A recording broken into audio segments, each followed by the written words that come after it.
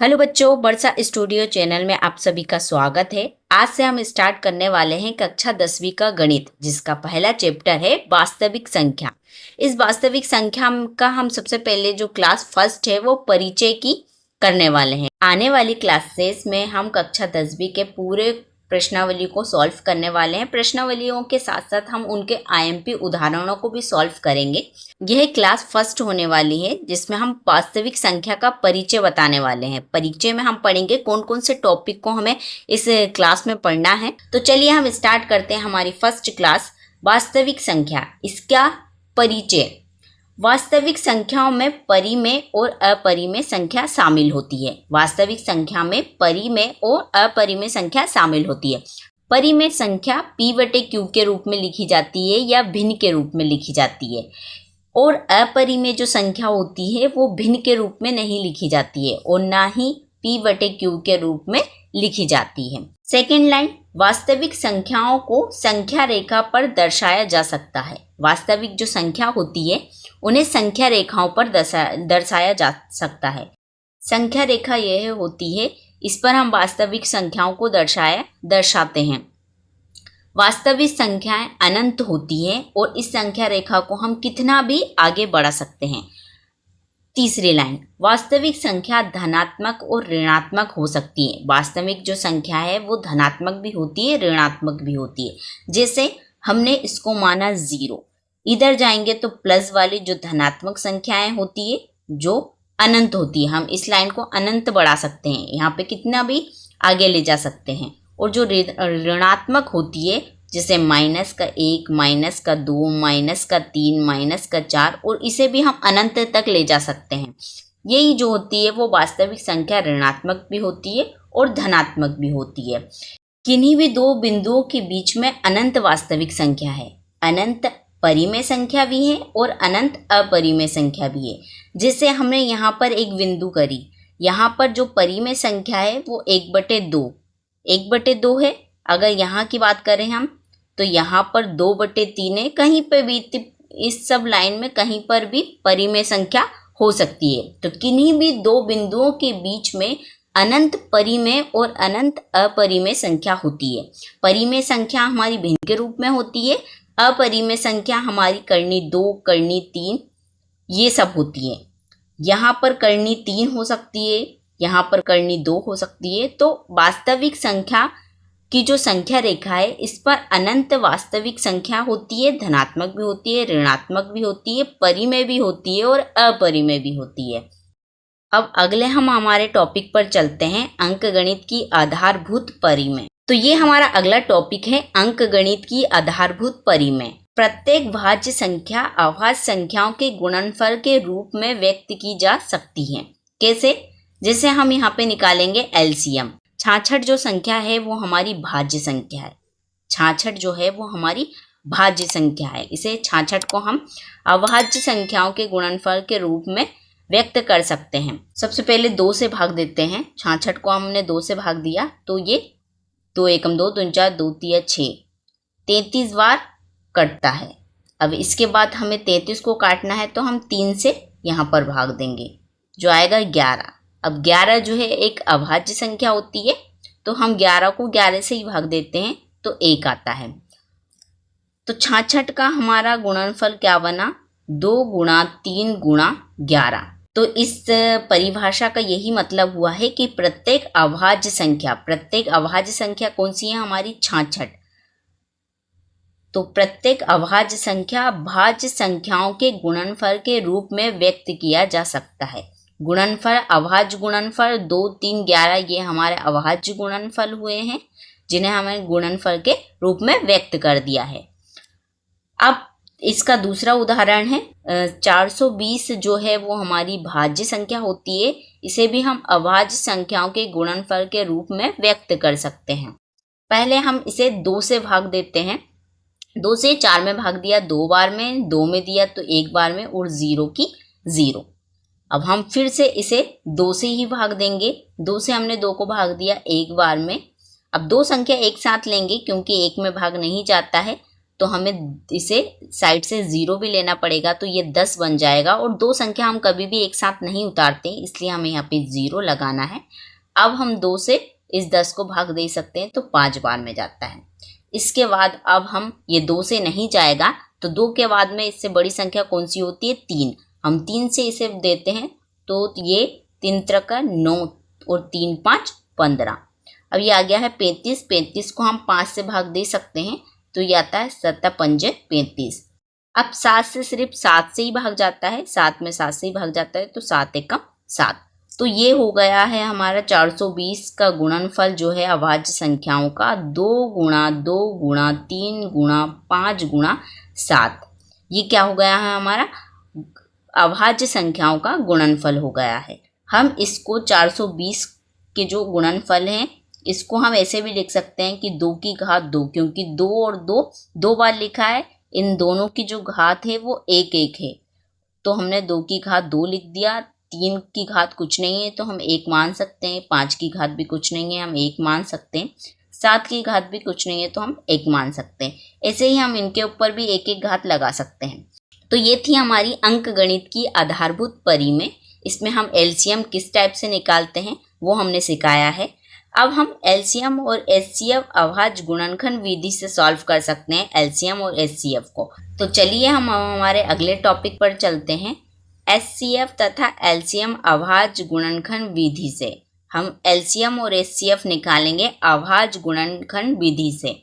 66 का एलसीएम, 66 और 420 का एलसीएम और एचसीएफ निकालते हैं। तो सबसे पहले हम 420 और 66 का एचसीएफ निकालते हैं। हम एचसीएफ किस टाइप से निकालते हैं? हम पहले 66 और 420 को लेते हैं। इसका जो गुणनखंड है, इसमें हमें सबसे पहले वो देखना है जो दोनों में कॉमन होता है। एचसीएफ क्या होता है? जो दोनों में कॉमन होता है और जिसकी घात सबसे छोटी होती है। तो 66 के गुणनफल हम यहाँ लिख देते हैं। 66 का गुणनफल निकला है 2 गुणा 3 गुणा 11। इनकी एक ही घात है। और 420 का निकला हुआ है 2 की घात 2 गुणा 3 की घात 1 गुणा 5 की घात 1 और 7 की घात 1। ये निकला हुआ है। अब हमें क्या देखना है? एचसीएफ क्या होता है? जो दोनों में है। तो यहाँ पर भी 2 है, यहाँ पर भी 2 है। 2 और 2 दोनों में है और हमें उसकी सबसे छोटी घात लेना है। तो सबसे छोटी घात कौन सी है? 1 है। तो 2 की घात 1 गुणा। अब उसके बाद में हमें और क्या दिख रहा है जो दोनों में कॉमन है? तो 3 जो है वो दोनों में कॉमन है और हमें सबसे छोटी घात लेना है, तो 3 की घात 1। तो ये हो जाता है 6। तो हमारा जो एचसीएफ निकला है 66 और 420 का, वो 6 निकला है। इस टाइप से हमें एलसीएम लेना है। अब एलसीएम में क्या होता है? हमें बड़ी घात लेना है जो दोनों में हो और जो बड़ी घात हो। तो दोनों में क्या है? 2 और 2 दोनों में है और दोनों में बड़ी घात कौन सी है? तो 2 की घात 2 हमारी जो है बड़ी घात है। अब उसके बाद में 3 और 3 दोनों में है। बड़ी घात कौन सी है? तो 3 की घात 1। दोनों में सेम ही है, मतलब दोनों में हमें 3 की घात को 1 को ही लेना है। 3 की घात 1 को ले लेंगे। उसके बाद जो बच गए हैं उन्हें भी लेना है। जैसे यहाँ पे 11 बच गया है तो 11 को ले लेंगे। यहाँ पर 5 बचा है और यहाँ पर 7 बचा है। हमने इन सब को ले लिया। अब हम इन सब का गुणा करवाएंगे। 2 की घात 2 क्या होता है? 2 की घात 2 4 होता है। उसके बाद में 3 और 11 का गुणा करते हैं तो 33 आता है। 5 और 7 का गुणा करते हैं तो 7 पंजे 35 आता है। और इन सब का गुणा करवाते हैं तो हमारा आता है 4620।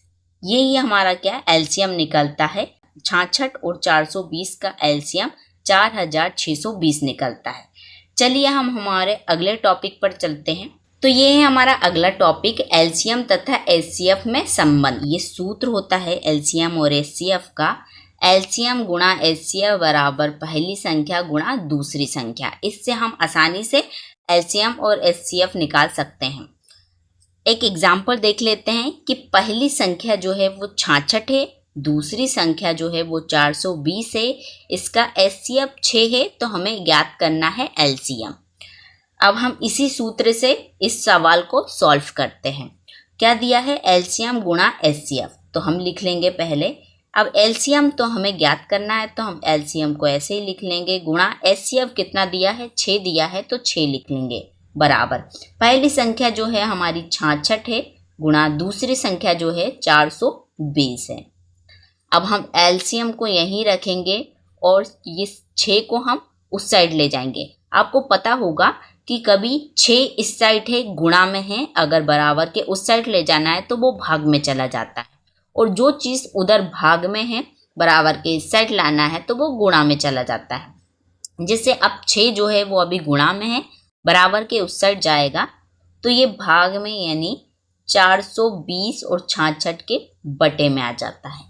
अब 6 से हम 66 को काट सकते हैं, तो 6 से 66 को काटते हैं तो 11 बार में कट जाता है, तो एलसीएम बराबर 11 गुणा 420 लिख देते हैं और इनका गुणा करवाते हैं तो जो हमारा एलसीएम निकलता है 4620। जो पिछला पेज है आपने देखा होगा, जो पिछला पेज है ये हमारा पिछला पेज था, इसमें हमने एलसीएम और एचसीएफ निकाला था, 66 और 420 का जो एलसीएम निकाला था वो 4620 निकला था, और अभी जो हमारा सवाल है उसमें भी 4620 ही निकला है। मतलब आप दोनों तरीके से एलसीएम निकाल सकते हैं, हम इस तरीके से भी निकाल सकते हैं, आप इस तरीके से भी निकाल सकते हैं। तो दोनों में से जो भी आपको इजी लगता है आप सॉल्व सूत्र से कर लीजिए या आप उस टाइप से भी कर सकते हैं।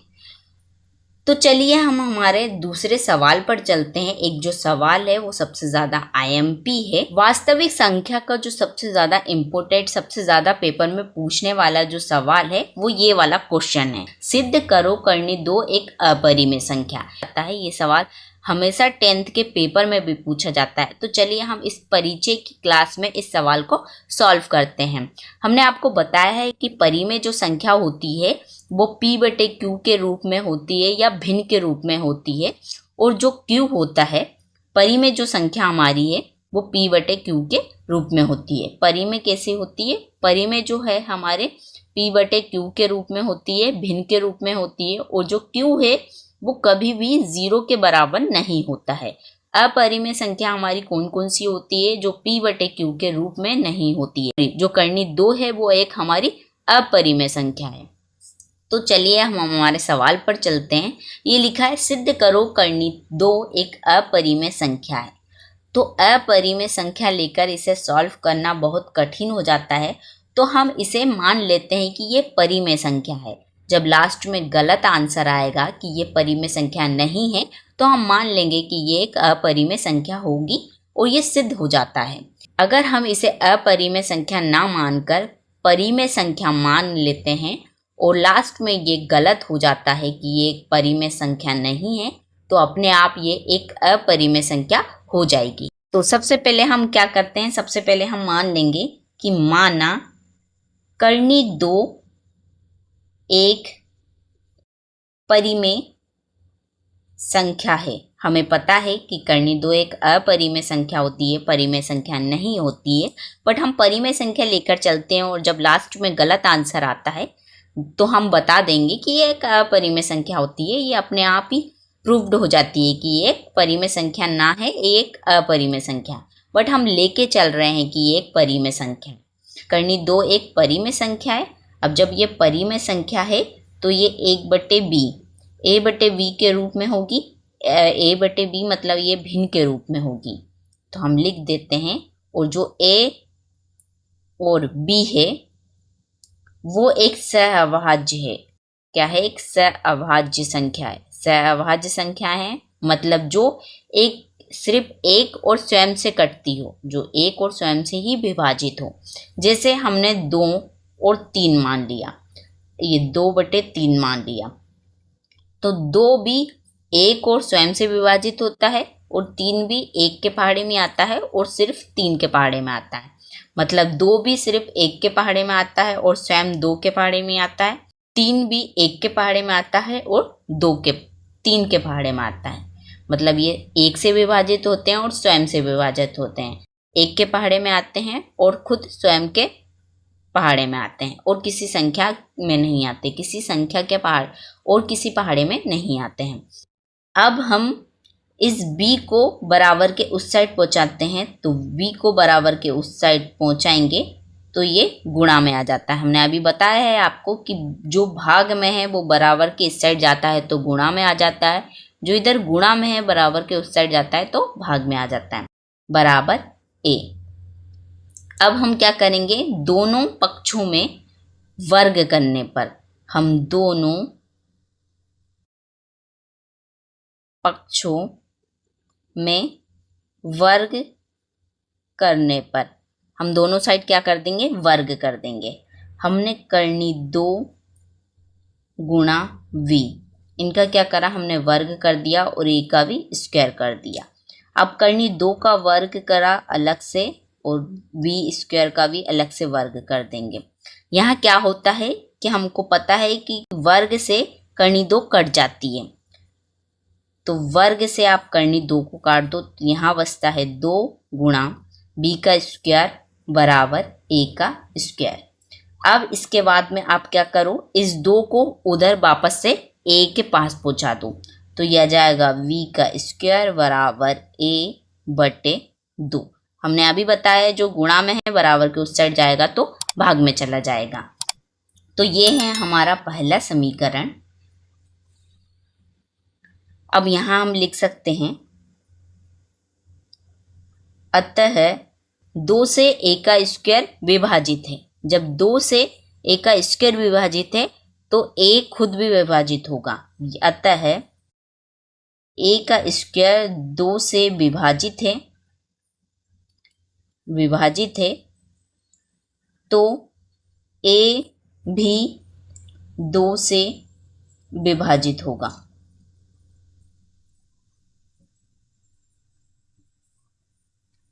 कैसे, जैसे मैंने लिखा 2 का स्क्वायर बटे 2, ऐसे है ना।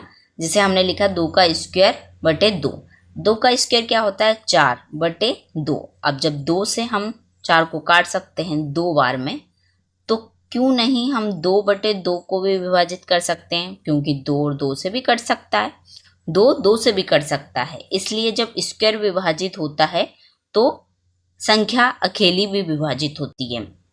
तो a स्क्वायर विभाजित है 2 से, तो स्वयं a भी विभाजित होगा 2 से। यहाँ a विभाजित है 2 से। अब हम b को देखते हैं, b विभाजित है या नहीं है। तो हम पुनः मानेंगे, पुनः माना कोई पूर्णांक ले लेते हैं हम, जैसे a बराबर हम 2c के लिए। अब आप बोल रहे हैं कि ये a बराबर 2c कहाँ से आया है। अब a विभाजित है 2 से तो हमें 2 तो लेना ही पड़ेगा। अब c की जगह कोई सी भी संख्या रख सकते हैं। अगर हम अब 2 से विभाजित है तो हमें 2 तो लेना ही पड़ेगा।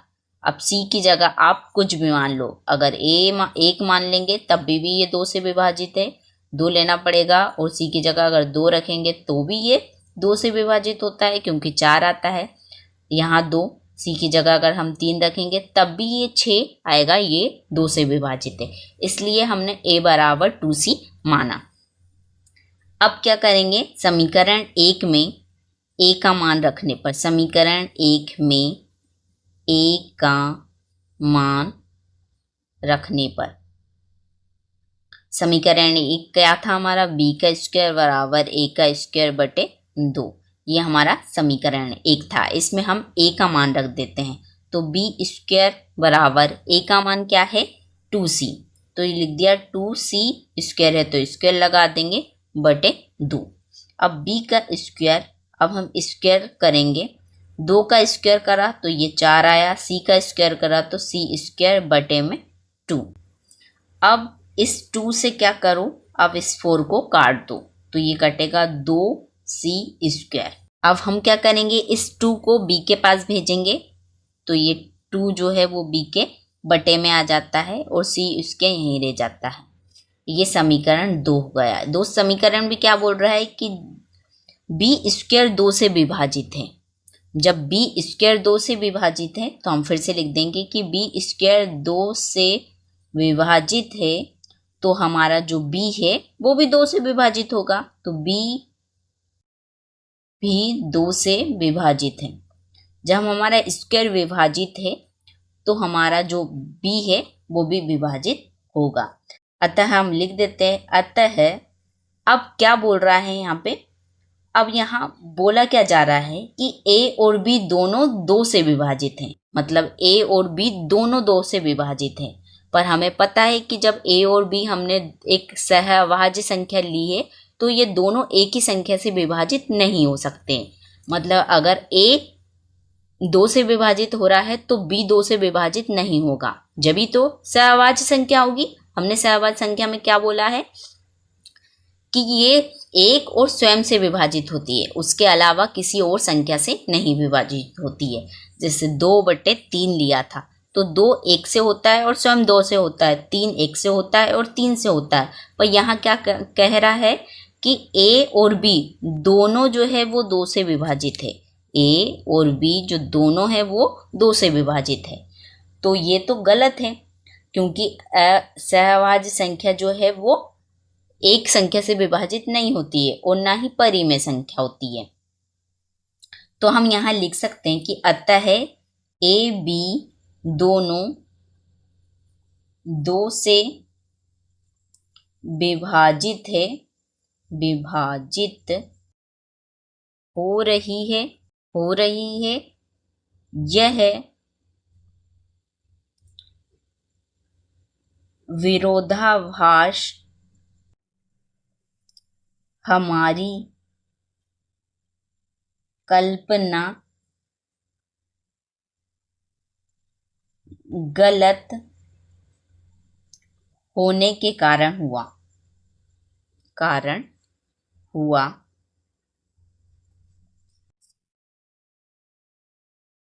अतः करनी 2 एक अपरिमेय संख्या है।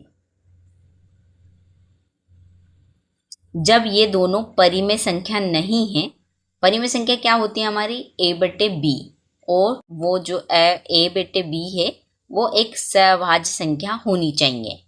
और सहअभाज्य संख्या जो है वो एक दूसरे से नहीं कटती है, और ऐसी एक कोई सी संख्या से नहीं कटती है जिससे दोनों कट जाए। मतलब या तो एक से कटना है या स्वयं से कटना। ए और बी दोनों 2 से कटता है, इसलिए ये जो है हमारी कल्पना गलत है। करनी 2 एक परिमेय संख्या है। तो यही थी हमारी आज की क्लास। अगर आपको वीडियो अच्छी लगी हो तो प्लीज़ लाइक करें, कमेंट्स करें और शेयर करें, जिससे आप आगे आने वाली वीडियो को देख सकें। सब्सक्राइब करें। जो आने वाली क्लासेस हैं जिसमें हम प्रश्नावली सॉल्व करेंगे, उदाहरण सॉल्व करेंगे, आप उनको देख सकें, इसलिए आप हमारे चैनल को सब्सक्राइब करें। धन्यवाद।